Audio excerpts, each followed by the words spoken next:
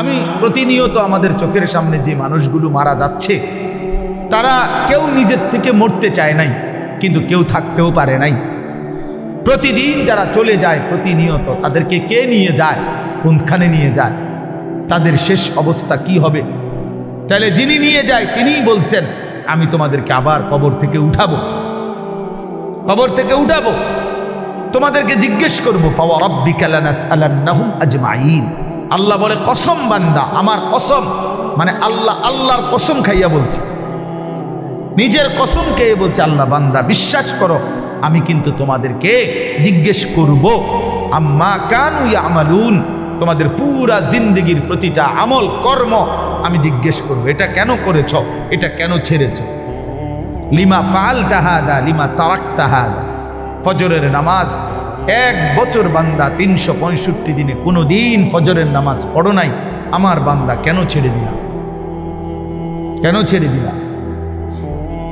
হ্যাঁ, কেন ছেড়ে দিলা, কেন করলা, এতগুলো মিথ্যা কেন বললা, এত টাকা সুদ কেন খাইলা? সুম্মা লাতুসআলুন্না ইয়াওমাইদিন আনিন নাঈম। আল্লাহ তাআলা বলেন, অবশ্যই তোমাদেরকে প্রতিটি নিয়ামত, আনিন নাঈম, আমি আল্লাহ প্রদত্ত প্রতিটা নিয়ামত সম্পর্কে জিজ্ঞেস করব। হাসি কান্না আনন্দ বেদনা, এই আসমান জমিন রোদ বৃষ্টি ক্ষেত ফুল ফল ফসল, স্ত্রী কন্যা জায়গা জমি হাত পাও দেহ অঙ্গ প্রত্যঙ্গ, এক এক লোকমা খাবার, এক এক ঢোক পানি, এমনকি প্রতিটা নিঃশ্বাস, আল্লাহর কসম আল্লাহ তাআলা জিজ্ঞেস করবে, বান্দা আমার এক এক নিঃশ্বাসের হিসাব দাও, এক এক ঢোক পানির হিসাব। হাদিসের মধ্যে আছে, নবী সাল্লাল্লাহু আলাইহি সাল্লাম একবার 3 দিন, ওনারা 3 জন, আবু বকর, ওমর এবং আমাদের নবী সাল্লাল্লাহু আলাইহি সাল্লাম 3 জনই ক্ষুধার্ত ছিলেন টানা 3 দিন।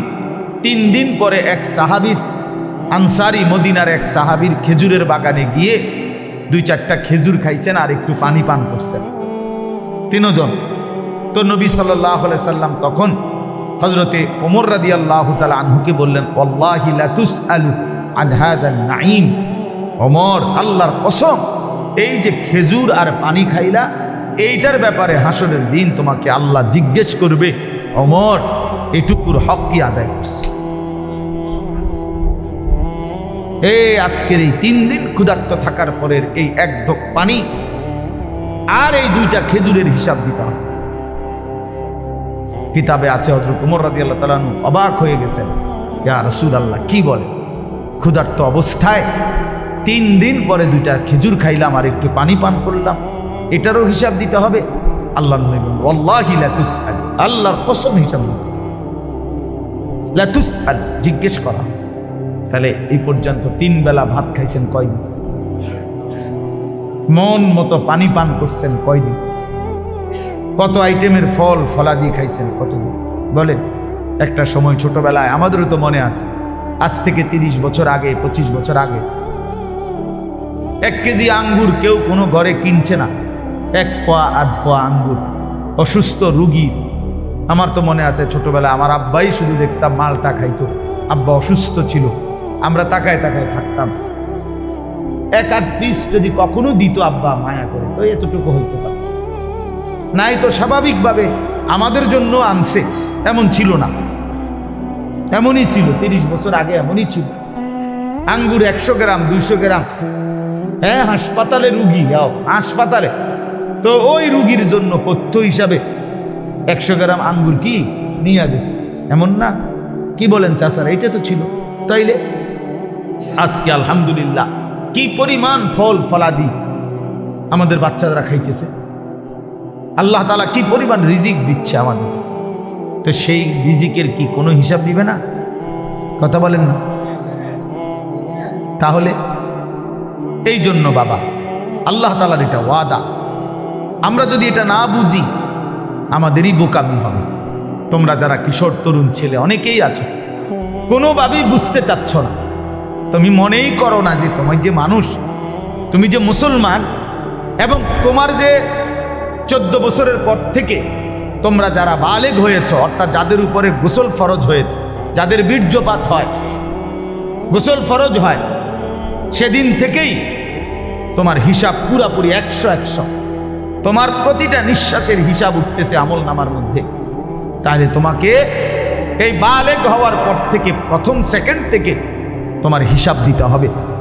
এক একটা চোখের দৃষ্টি, কতবার নারী দেখছো, ছবি দেখছো, নর্তকী দেখেছ, উলঙ্গ ছবি দেখেছ, প্রত্যেকটা পলক নজরের হিসাব দিতে হবে আল্লাহর কাছে।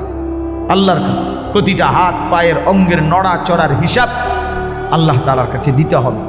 আমাদের 16 বছর, 18, 20, 25 বছরের ছেলে পেলে সে মনেই করে না কিছু, যে সে যে একটা মানুষ, সে যে একটা মুসলমান, সে যে আখেরাত আছে, আল্লাহ আছে, রসুল আছে, কোরআন আছে, কিচ্ছু বোঝে না, কিছুই বোঝে না। কি করে, কেন হাসে, কেন কাঁদে, কেন ঘুরতে আসে, কি করতে আসে, কি করে চুল, কি করে জামা, কি করতেছে, কার লগে আড্ডা দেয়, কেন আড্ডা দেয়, এত ছবি কেন উঠায়, এত ভিডিও কেন করে, কারে দেখাস বেটা, কে দেখে তোর এগুলা, কে দেখে, কার পাগলামি কে দেখে? নিজেই মোটর সাইকেল চালায় জোরে, আবার এটা নিজেরটাই নিজের সামনে ভিডিও লাগাই, এটা ভিডিও করে, এটা আবার ফেসবুকে দিল, মানুষের বাকি কিছু পাগলে চাইলো, এই পাগলের পাগলামি। আহা, এটা কথা হইল? মোটর সাইকেল চালানিও ভিডিও করতে হয়, সাইকেল চালানিও, পেশাব পায়খানাও তো ভিডিও করা উচিত, লোডা বদনাও তো ভিডিও করা উচিত।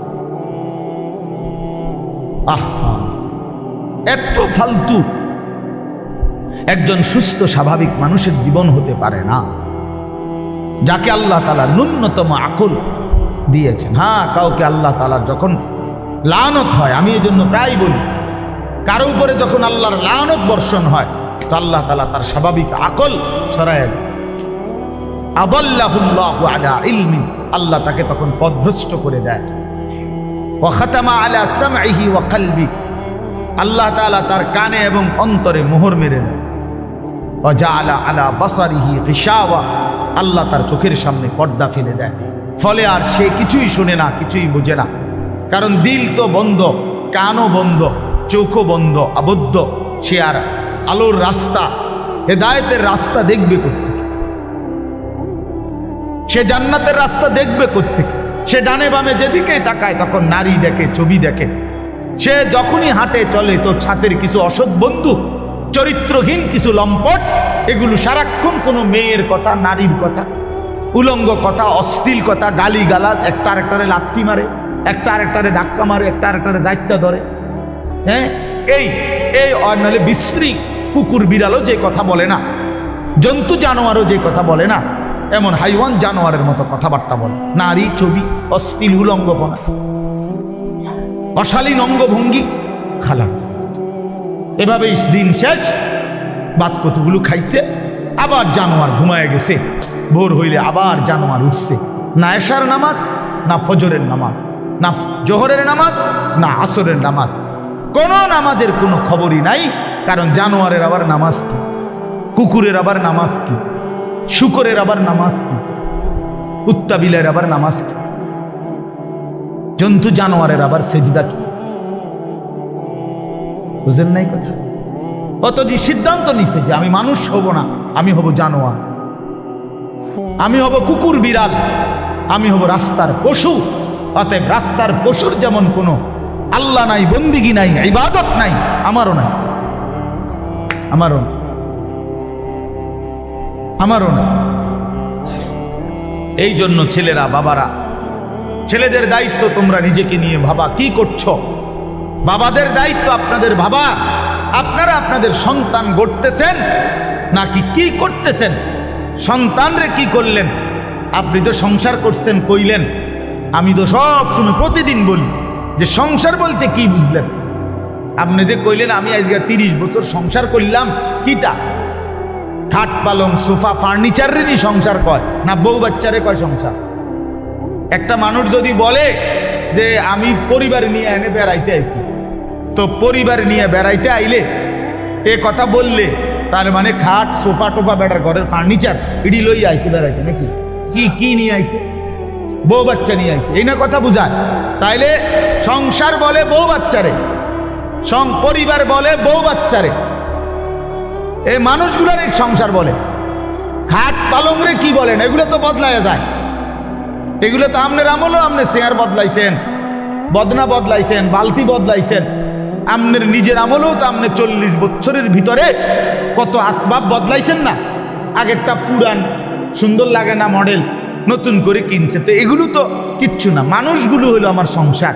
তাহলে আমার ছেলে মেয়ে নামাজ পড়ে না, পর্দা করে না, আল্লাহর নাম জানে না, কোরআন শরীফ পড়তে জানে না, বউ পর্দা করে না, রাস্তার লগে পুকুর বেড়ি গোসল করে, তামাম মানুষ চাইয়াতায়।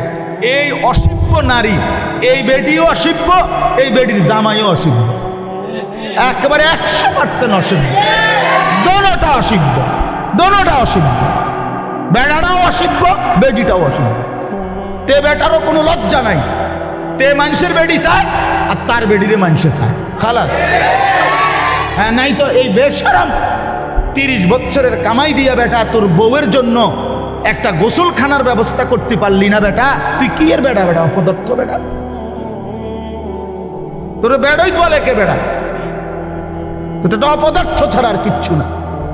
নিজের স্ত্রীর জন্য একটা, মেয়েটার জন্য একটা নিরাপদ গোসলের ব্যবস্থা করতে পারে নাই পর্দার ভিতরে, এরকম বেহায়া, এটা কেমন পুরুষ? এমন নির্লজ্জ পুরুষ হয় কেমনে মিয়া? এরম বেগায়রত, আত্মমর্যাদাহীন। আমার স্ত্রী রাস্তার মানুষে দেখবো, তাহলে আমি জীবনের বাচ্চা থেকে কিনলাম। আমার মেয়ে রাস্তার ফোলাফাইনে টিটকারি মারবো, ইটকারি মারবে, অথচ মেয়ে আমার, তাহলে আমার মতো বেড়াই মুসলমান আমার বাচ্চা থাকার দরকার কি বেড়া? আমি মরে যাই না কেন? আমি মরে যাই না কেন? আমি পানিতে ডুবি না কেন? বলে। এই জন্য বাবাদেরকে বলি, ইনসাফের সাথে বলে, ইনসাফের সাথে কইলেই কইব ওই হুজুর শুনে না, ওনার এই যুগ নাই। কোন যুগ নাই? নূহ আলাইহিস সালামের যুগ নাই নাকি? নূহ আলাইহিস সালামের যুগে তো মোড়ে শুনছে না, কথা বলেন না কেন? কয় না আগের এই যুগ না। কোন যুগ? নূহ আলাইহিস সালামের যুগ। ওই সময় দিয়ে কেউ ঈমান আনছে না, অল্প কয়টা মানুষ নাই। তো তাইলে এম তো তোমার ভালো, কথা বলেন না? এখন ভালো না রমিয়া? তো তো আপনি কোন কি আগের যুগ নাই? কিতাবা কোন যুগ নাই বলেন? এই জন্য বললেই হইল না, এই সমস্ত সামান্য 1-2 শব্দ বললেই হবে না। কোনো নারী যদি, স্ত্রী ছেলে মেয়ে যদি নামাজ না পড়ে, পর্দা না করে, আল্লাহর কোরআন না পড়ে, সেজদা না করে, এরপরে তার প্রতি আমার করণীয় কি, এই ব্যাপারে ইসলামের কোনো দিক নির্দেশনা নাই। তো আপনি হেটা জিগান না কা? কথা বুঝেন নাই আমার? যে হুজুর আমি 50 বার বলছি আমার বেডির, আজ 2 বছর ধরে আমার বউরে পর্দা করতে বলছি, কথার কথায় কোনোভাবেই আমার বিবি পর্দা করে না, এখন আমি কি করতে পারি? এই ব্যাপারে ইসলামের কোনো নির্দেশনা নাই। তো সেইটা জিগাইবেন। এরপরের কামটা কি এটা বলতে আপনি জিজ্ঞাসা করবেন। আমি হুজুর কোনোভাবেই আমার বেটি আমার কথা শুনে না, বউ সে আমারে শুধু বিরক্ত করে অথবা এই কারণে কষ্ট দেয়, তো আপনি তালাক দিবার আগে আপনি আগে জিজ্ঞাসা করেন যে হুজুর আর কোনো উপায় আছে কিনা, আর কোনো ফর্মুলা আছে কিনা ইসলামে? না, কইয়ে লাভ দিয়ে উঠতেই একেবারে 19 থেকে 20 হইলেই একটা ফাল মাইরে 3 তালাক দিয়ে দেবে, একবার সব 3 তালাক। বেওকুফ বেটা, কথায় কথায় 3 তালাক দিয়ে দাও, আবার ফন্দ হুজুরদের কাছে গিয়ে হুজুর বুঝছি না, এই সময় মাথা ঠিক আছিল না, এই সময় মাথা ঠিক ছিল না বলে, এই সময় তো মাথা আগের থেকে পুরো ঠিক আছিল। কারণ 3 তালাক দিলে বেডি তালাক হয়ে যায়, পাগলে তো এই কথা বুঝার কথা না, কথা বলেন না কেন? আপনার যে মাথা ঠিক না থাকলে কোনো পাগল, যারা আমরা রাস্তাঘাটে পাগল, এরা কি 3 তালাক দেয়নি? তো তো আপনি কি বলেন আপনার মাথা ঠিক আছিল? মাথা আগের চাইতে বেশি ঠিক আছিল। সে বুঝে, এটা বুঝে শুনেই কইছে যে এই কথা বললে বেটি কি হয়ে যাবে, এটা তো না বুঝার কি আছে? নাহলে এটা বললেন কেন? আপনি 1 তালাক 2 তালাক না বলি 1 সালাক 2 সালাক কইতেন, তাইলে তার তালাক হইল, নাহলে কইলেন হলে বেডি সালাক, বউ বুদ্ধিমান। বলেন, তার মানে আমাদের সমস্যা একটাই, আমরা আখিরাতকে ভুলে গেছি। মূল বিষয় নেই। আখিরাতকে যদি কারো মনে থাকতো, খোদার কসম তাহলে নিজের স্ত্রী, নিজের ছেলে, নিজের মেয়ে এবং নিজেকে ঈমান আমলের উপরে রাখার জন্য কি কি পন্থা, ইসলামে অপারগতার কিছু নাই, হতাশার কিছু নাই, শেষ মিনিট পর্যন্ত আর কি করা যায় এ ব্যাপারে ধারাবাহিক নির্দেশনা আল্লাহর কোরআনেও আছে, আমাদের রসুলের জিন্দিগির মধ্যেও আছে। ইসলাম তো একটি পরিপূর্ণ বিধান, কথা বলেন না? ইসলাম কমপ্লিট কি না বলেন? তাহলে যদি পূর্ণ বিধান হয় তাহলে এমন একটা জায়গা তাইয়া হুজুর আমি আটকাইয়া গেছি যে এইখান থেকে আইসা এবারে আর ইসলামের কোনো হুকুম নাই, এমন হইলে তো এটা পরিপূর্ণ বিধান হইল। আপনি যদি বলেন যে হুজুর আমি 10 বছর বুঝাইছি পুতেরে, সে কোনোভাবেই নামাজ পড়ে না, হালাল খায় না, এখন আর ইসলামের কাছেও 10 বছর পরে কি করণীয় আর কিছু নাই ইসলামের মধ্যে, কাজে কোরআনেও কিচ্ছু নাই, হাদিসেও এ ব্যাপারে কোনো কথা নাই, কারণ আমি কি করতে পারি এর জন্য ছেড়ে দিছি, তাহলে এ কথা বললে আপনার ঈমান থাকবে নি? কথা বলেন, ঈমান থাকবে নি? কারণ ইসলাম তো একটি পরিপূর্ণ বিধান, কিয়ামত পর্যন্তের জন্য বিধান। তাহলে পৃথিবীর শেষ ইসরাফিল ফু দিলেও যদি কোনো প্রশ্ন আসে, কোনো বিষয় আসে, সেটার সমাধানও আল্লাহর কোরআনে আছে, রসুলের জিন্দিগিতে আছে। আজ এই কথা বলার কোনো সুযোগ নাই বাবা, একজনই বুঝেন। আপনি একজনরে বললাম, মনে করেন আমি একজনও যদি বুঝেন আমি স্বার্থ, আমি ব্যক্তিগতভাবে কোনো সময় সংখ্যার কাঙ্গালি করি না, এটা সবাই জানে, আগের থেকেই আমার এই তবিয়ত, অর্থাৎ কয়জন এটা নিয়ে আমার কোনো সময় কোনো মাথা ব্যথা নাই। আমি বলতে থাকি এই আজকে 21 বছর আমার এই জিন্দিগি, আলহামদুলিল্লাহ, অর্থাৎ বলতে থাকা দরকার। আমার কয়জন, একজন শুনুক আর 1 লাখ শুনুক, খালাস, শুনছে তো শুনছে। তা আমি ধরে নিলাম যে আমি একজনকেই বললাম। এক ভাই তার ফিকির আসলো নিজের পরিবর্তন, স্ত্রী সন্তানের পরিবর্তন। প্রিয় বাপ, প্রিয় ভাই, এটা এই এক কথাটাই মনে রাখেন, নিজের সংশোধন, নিজের স্ত্রী সন্তানের সংশোধন, ঈমান আমল, আখিরাত, স্ত্রী বউ বাচ্চা এবং নিজের অজু গোসল নামাজ রোজা, হালাল হারাম পাক না পাক, খোদার কসম এইটা নজর রাখা, এটাকে 1 নাম্বার প্রায়োরিটি, প্রাধান্য দেওয়া, এটাই মোমেনের পরিচয়, এটাই মোমেনের ডিউটি। আমার বউ বাচ্চার নামাজ আগে, বাদ পরে। আমার বউ বাচ্চার পর্দা আগে, এরপরে দুনিয়া।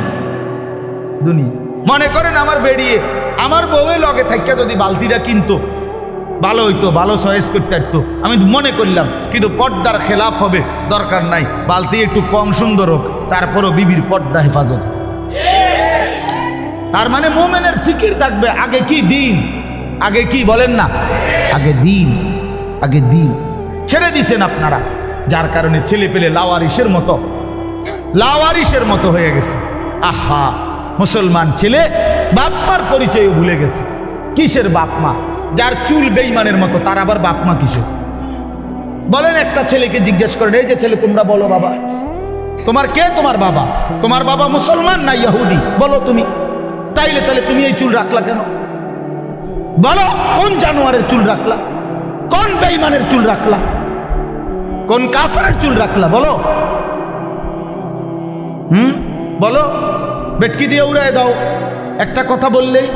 হ্যাঁ বলো, কার চুল রাখছো? তোমার বাবা মুসলমান, তো তুমি বেঈমান পছন্দ হইল কেন? কাফের বেঈমান তোমার পছন্দ হইল কেন? বলেন। মূল কথা হইল পারিবারিক কোনো বন্ধন নাই, বাবা আমার এই ফিকিরে নাই যে আমার ছেলে মেয়ের ঈমান আমল হইল আমার দায়িত্ব, এইটা বোঝেই না। মনে করে ভাত তরকারি, মনে করে বাজার সদাই, আমি কামাই করে দিছি, খালাস। না রে বাবা, এটা কথা না। আমরা মুসলমান, আমাদের প্রথম ডিউটি আমার নিজের ঈমান আমল, আমার দ্বিতীয় ডিউটি আমার স্ত্রী সন্তানের ঈমান আমল। কু আনফুসাকুম, এই 1 নাম্বার। 2 নাম্বার, ওয়া আহলিকুম, পরিবারকে বাঁচাও। প্রথমে নিজেকে বাঁচাও জাহান্নাম থেকে, 2 নাম্বারে পরিবারকে বাঁচাও জাহান্নাম থেকে, 3 নাম্বার, ওয়া আনদির আশিরাতাকাল আকরাবিন, আল্লাহ বলছে নিজের আত্মীয় স্বজন, নিকট আত্মীয় যারা, তাদেরকে বাঁচাও জাহান্নাম থেকে। 4 নাম্বার, লিতুনদিরা উম্মাল কুরা ওয়া মান হাওলাহা, নিজ এলাকা যেটুকু, এই এলাকা এবং তার আশপাশের মানুষদেরকে আল্লাহর ভয়, আখিরাতের ভয় দেখাও। এই 4 নাম্বার। 5 নাম্বার, কুনতুম খায়রা উম্মাতিন উখরিজাত লিন-নাস তা'মুরুনা বিল মা'রুফ ওয়া তানহাউনা আনিল মুনকার। এবার চেষ্টা করো সারা পৃথিবীর বিশ্ব মানবতাকে, সমস্ত মানুষকে আল্লাহর দিকে ফেরাবার চেষ্টা করো। খালাস, ইসলামের এই 5টা আমার দায়িত্ব বন্টন করে দিছে কোরআন। 5টাই কোরআনের আয়াত। 1 নাম্বার নিজেকে বাঁচাও, 2 নাম্বার বউ বাচ্চাকে বাঁচাও, 3 নাম্বার আত্মীয় স্বজনকে বাঁচাও, 4 নাম্বারে নিজ গ্রাম মহল্লা এবং আশপাশের মানুষকে বাঁচাও, 5 নাম্বার সারা পৃথিবীর মানুষের ফিকির করো, সারা পৃথিবীকে বাঁচাবার চেষ্টা করো, সারা উম্মতে মুসলিমাকে বাঁচাবার চেষ্টা করো। আল্লাহ নবী সাল্লাল্লাহু আলাইহি সাল্লাম ফজরের নামাজের ওয়াক্ত হলে মা ফাতেমার ঘরে মেয়ে ওনার ঘরের কামরায় গিয়ে ওনারে উঠাইতেন।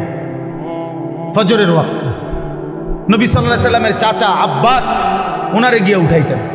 নবীজির ফুফি সাফিয়া, ফুফু আর কি, ফুফু ওনারে গিয়ে উঠাইতেন আর ডাক দিয়ে বলতেন, আনকিজি নাফসাকে মিনান নার, হে চাচা, হে ফুফি, জাহান্নামের আগুন থেকে নিজেকে বাঁচান।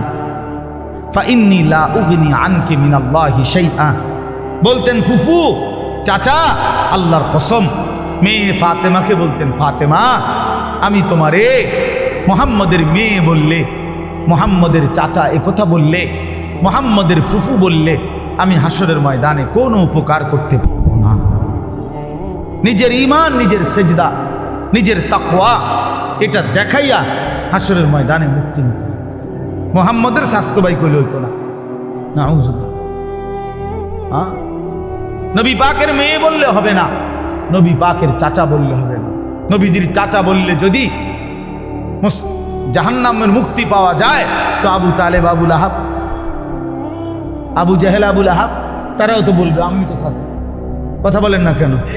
তাইলে তখন কি হবে? এজন্য নবী বলছেন, না না, আত্মীয়তার পরিচয় হবে না, ঈমান আমলের পরিচয়। ফাইযা নুফিখা ফিস-সূর ফালা আনসাবা বাইনাহুম ইয়াওমাইদিন। আল্লাহ বলেন, হাসরের মাঠ যখন কায়েম হবে, কেউ কাউকে কোনো আত্মীয়তার নসব মানে কি? আত্মীয়তা, বংশের কোনো পরিচয় হবে না। ওয়ালা ইয়াতাসাআলুন, কেউ কাউকে ভালো মন্দ জিজ্ঞেসও করবে না। ভাইজান কোনো কষ্ট হইতেছে কিনা চাচা, বসতে কোনো অসুবিধা হইতেছে? না না, এখানে কথা কই না, হাসরের ময়দানে।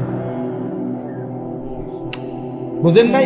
এখন না আমরা জিগাই যে ভাই সাহেব কোনো একটু আরামসে বসেন বা ওনার একটা চেয়ার দেন, ঠিক আছে না চাচা যান মুরব্বী, ওনার একটু আগে বাইর হইতে দেন, ওনার আমরা এরকম বলি কি না বলে?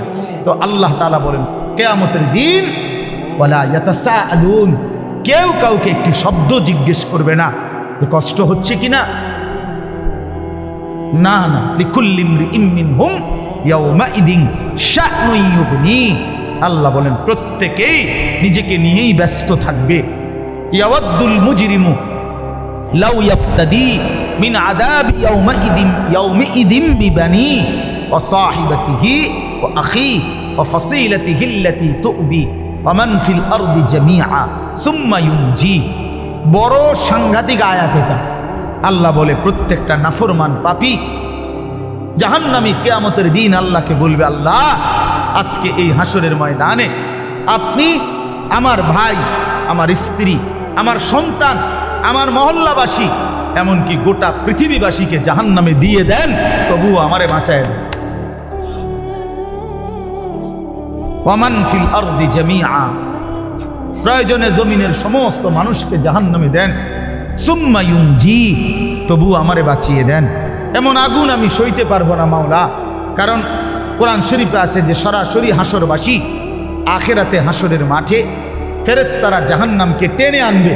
ওয়াজিআ ইয়াউমাইদিন বিজাহান্নাম, জাহান্নামকে 2 চোখে দেখবে মানুষ। এই দেখেই তখন প্রতিটা নাফরমান বলবে, মাওলা এমন ভয়ানক আগুন যেটা ধাউ ধাউ করে জ্বলতেছে, তীব্র জাহান্নামের গর্জন, টকবক করতেছে আগুন। আল্লাহর নবী বলবেন, জাহান্নামের বিকট গর্জনে গোটা হাসরের ময়দানের ইমানদার নাফরমান, আরে নবী, আউলিয়া, সিদ্দিক পর্যন্ত চিৎকার দিয়া বলবে, ইয়া রব্বি নফসি নফসি। জিব্রাইলের মতো সাহাবী ফেরেশতাদের কোনো গুণই নাই, চিন্তাও নাই। সেই জিব্রাইলের মতো ফেরেশতা, হাদিসে আছে, হাসরের ময়দানে জাহান্নামের দিকে তাকাইয়া মাটির মধ্যে নিজের হাত বাইরেতে হাত বাড়ি দিতে দিতে করতে বলবে, ইয়া রব্বি সাল্লিম সাল্লিম, আয় মাওলা আমারে বাঁচান, আমারে বাঁচান, আমারে বাঁচান, আমাকে। আল্লাহ তাআলা বলেন কাল্লা, কিন্তু আল্লাহ বলে কখনোই না। ইন্নাহা লাযা, রব্বুল আলামিন বলেন এটা জ্বলন্ত ধাউ ধাউ করে প্রজ্বলিত আগুন। নাজ্জাতাল লিশ-শাওয়া, রব্বুল আলামিন বলে না ফরমান এই মুহূর্তে জাহান্নামের আগুনে ফেলা হবে, প্রথম সেকেন্ডেই, প্রথম মিনিটেই নাজ্জাতাল লিশ-শাওয়া, সারা দেহের গোশত চামড়া হাড্ডি প্রথম মিনিটেই, এক সেকেন্ডেই একদম জ্বলে ভুনা হয়ে যাবে। নাজ্জাত অর্থ এটা মাশওয়ি, মানে ফ্রাই ফ্রাই ফ্রাই হয়ে যাবে, ভুনা হয়ে যাবে, ভুনা এক মিনিটেই ভুনা হয়ে যাবে। নারুল্লাহিল মুকাদা আল্লাতী তাত্তালিউ আলাল আফইদা, আল্লাহ বলে বান্দা জাহান্নামের আগুন মনে রেখো আমি আল্লাহর জ্বালানো আগুন। এই আগুন তো আমি জ্বালাইছি। কে জ্বালাইছি? এই আগুন আমি আল্লাহর জ্বালানো আগুন। দুনিয়ার তোমরা লাকড়ি জমা করে তোমরা আগুন জ্বালাইছো এমন না, জাহান্নামের আগুন আমি আল্লাহর, নারুল্লাহিল মুকাদা, আমি আল্লাহর প্রজ্বলিত আগুন। অতএব আমার এই আগুনে যখন ফেলা হবে, আল্লাতী তাত্তালিউ আলাল আফইদা, দুনিয়ার আগুন যখন কারো দেহের মধ্যে লাগে, ছুটাছুটি করে কিংবা পানি দিয়ে যে কোনোভাবে যদি রক্ষা করা যায়, তাইলে হয়তো হাত পুড়ে গেছে বাকিটা বাইচা গেছে, পাও পুড়ে গেছে বাকিটা বাইচা গেছে, এমন হয় কি না? তো রব্বুল আলামিন বলেন জাহান্নামের আগুনে যখন ফেলবে, আমার এই প্রজ্বলিত আগুন ফেলতেই প্রথম মিনিটেই বান্দা তোমার সারা দেহ, এমনকি তোমার কলিজা সুদ্ধা প্রথম মিনিটেই জ্বালায় ফেলবে। একই সাথে একই মুহূর্তে বাহির এবং ভিতরের কলিজাটা সুদ্ধা ভুনা করে ফেলবে। আল্লাতী তাত্তালিউ আলাল আফইদা, আফইদা। কি মনে করছো নওজোয়ান? আগে নয়তো সিদ্ধান্ত নাও আখেরাত নাই, এবার বেডি চাও, কোনো অসুবিধা নাই। তুমিও ল্যাংটা হয়ে যাও, ছবিও দেখো ল্যাংটা। দেখো যুবক, আমি বললাম তুইও লুঙ্গি খুলে ফেল, কাপড় খুলে ফেল, নাফরমান। আর নর্তকীও দেখ, তোর কাপড়ও খুলে ফেল, নর্তকীর কাপড় তো খোলাই, যা দেখ। তবে আগে শর্ত হলো একথা বুঝাপড়া করে নাও, কারোর সাথে হিসাব মিলাইয়া নাও যে আসলে যে হুজুররা বলে কবর হাসর আখেরাত, এটি আসলে মিশা কথা নেই, এই কথা কারোর থেকে জিজ্ঞাসা করে নাও। কথা বুঝেন নাই আমার? এটা যদি ফয়সালা হয়ে যায় যে হ্যাঁ এগুলো নাই, তো ঠিক আছে বন্ধু, নাচো গাও ফুর্তি করো,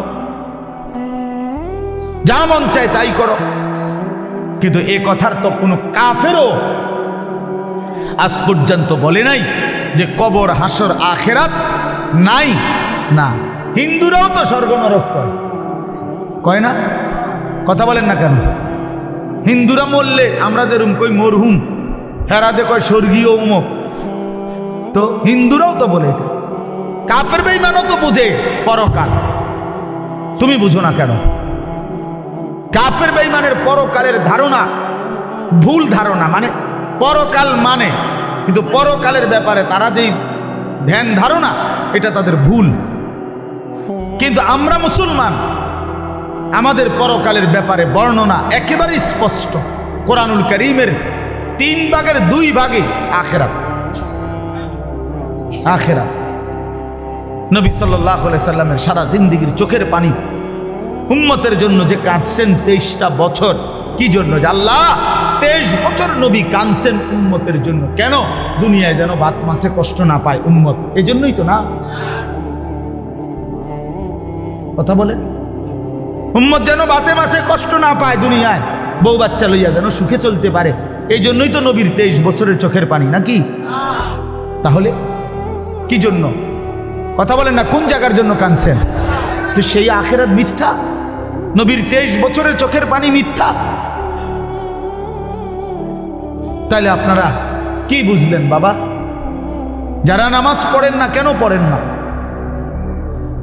কি বুঝছে? মানে আমার লোক, আমার কথা হলো, আমার এটা মাঝে বুঝতে মন চায়, জানতে মন চায় যে একটা যুক্তি তো থাকবে যে হুজুর আপনি যত কথাই কন এটা এটা হইতো না, আমি এটা বুঝছি, আপনার নাম ওজন ধরলো আমি বুঝছি, তো এইটা আমারে বুঝায় কর না।